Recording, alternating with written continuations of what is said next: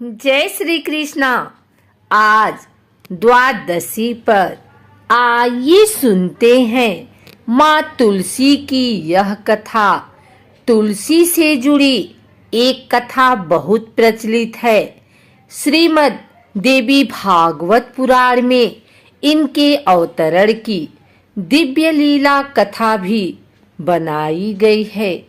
एक बार शिव ने अपने तेज को समुद्र में फेंक दिया था। उससे एक महातेजस्वी बालक ने जन्म लिया। यह बालक आगे चलकर जालंधर के नाम से पराक्रमी दैत्य राजा बना। इसकी राजधानी का नाम जालंधर नगरी था। दैत्यराज कालनेमी की कन्या वृंदा का विवाह जालंधर से हुआ। जालंधर महाराक्षस था। अपनी सत्ता के मद में चूर उसने माता लक्ष्मी को पाने की कामना से युद्ध किया, परंतु समुद्र से ही उत्पन्न होने के कारण माता लक्ष्मी ने उसे अपने भाई के रूप में स्वीकार किया। वहां से पराजित होकर वह देवी पार्वती को पाने की लालसा से कैलाश पर्वत पर गया। भगवान देवाधिदेव शिव का ही रूप धरकर माता पार्वती के समीप गया, परंतु मां ने अपने योग बल से उसे तुरंत पहचान लिया तथा वहां से अंतर ध्यान हो गई। देवी पार्वती ने क्रुद्ध होकर सारा वृतांत भगवान विष्णु को सुनाया। जालंधर की पत्नी वृंदा अत्यंत पतिव्रता स्त्री थी। उसी के पतिव्रत धर्म की शक्ति से जालंधर न तो मारा जाता था और न ही पराजित होता था। इसीलिए जालंधर का नाश करने के लिए वृंदा के पतिव्रत धर्म को भंग करना बहुत जरूरी था। इसी कारण भगवान विष्णु ऋषि का वेश धारण कर वन में जा पहुँचे, जहाँ वृंदा अकेली भ्रमण कर रही थी। भगवान के साथ दो मायावी राक्षस भी थे, जिन्हें देखकर वृंदा भयभीत हो गई। ऋषि ने वृंदा के सामने पल में दोनों को भस्म कर दिया। उनकी शक्ति देखकर वृंदा ने कैलाश पर्वत पर महादेव के साथ युद्ध कर रहे अपने पति जालंधर के बारे में पूछा। ऋषि ने अपने माया जाल से दो बानर प्रकट किए। एक बानर के हाथ में जालंधर का सिर था तथा दूसरे के हाथ में धड़। अपने पति की यह दशा देखकर वृंदा मूर्छित होकर गिर पड़ी। होश में आने पर उन्होंने ऋषि रूपी भगवान से विनती की कि वह उसके पति को जीवित करे।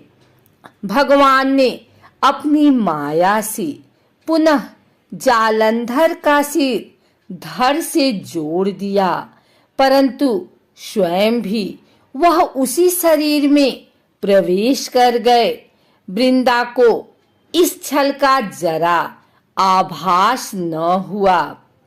जालंधर बने भगवान के साथ वृंदा पतिव्रता का व्यवहार करने लगी, जिससे उसका सतीत्व भंग हो गया।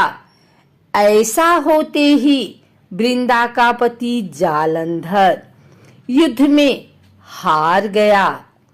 इस सारी लीला का जब वृंदा को पता चला तो उसने क्रुद्ध होकर भगवान विष्णु को शिला होने का श्राप दे दिया तथा स्वयं सती हो गई।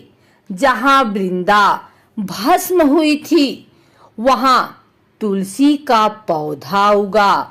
भगवान विष्णु ने वृंदा से कहा, हे वृंदा, तुम अपने सतीत्व के कारण मुझे लक्ष्मी से भी अधिक प्रिय हो गई हो। अब तुम तुलसी के रूप में सदा मेरे साथ रहोगी। जो मनुष्य भी मेरे शालिग्राम रूप के साथ तुलसी का विवाह करेगा उसे इस लोक और परलोक में विपुल यश प्राप्त होगा। जिस घर में तुलसी होती है वहाँ यम के दूत भी असमय नहीं जा सकते। गंगा व नर्मदा के जल में स्नान तथा तुलसी का पूजन बराबर माना जाता है। चाहे मनुष्य कितना भी पापी क्यों न हो, मृत्यु के समय जिसके प्राण मंजरी रहित तुलसी और गंगा जल मुख में रखकर निकल जाते हैं, वह पापों से मुक्त होकर बैकुंठ धाम को प्राप्त होता है। जो मनुष्य तुलसी व आंवलों की छाया में अपने पितरों का श्राद्ध करता है उसके पितर मोक्ष को प्राप्त हो जाते हैं। उसी दैत्य जालंधर की यह भूमि जालंधर नाम से विख्यात है। सती वृंदा का मंदिर मोहल्ला कोट किशनचंद में स्थित है। कहते हैं इस स्थान पर एक प्राचीन गुफा थी जो सीधी हरिद्वार तक जाती थी। सच्चे मन से 40 दिन तक सती वृंदा देवी के मंदिर में पूजा करने से सभी मनोरथ पूर्ण होते हैं। अगर आपको हमारी वीडियो अच्छी लगी हो तो इसे लाइक करें, कमेंट करें, शेयर करें और हमारे चैनल भक्ति गाथा को सब्सक्राइब करके बेल नोटिफिकेशन ऑल पर सेट कर लें ताकि आगे आने वाली वीडियो सबसे पहले आप तक पहुंच सके। धन्यवाद।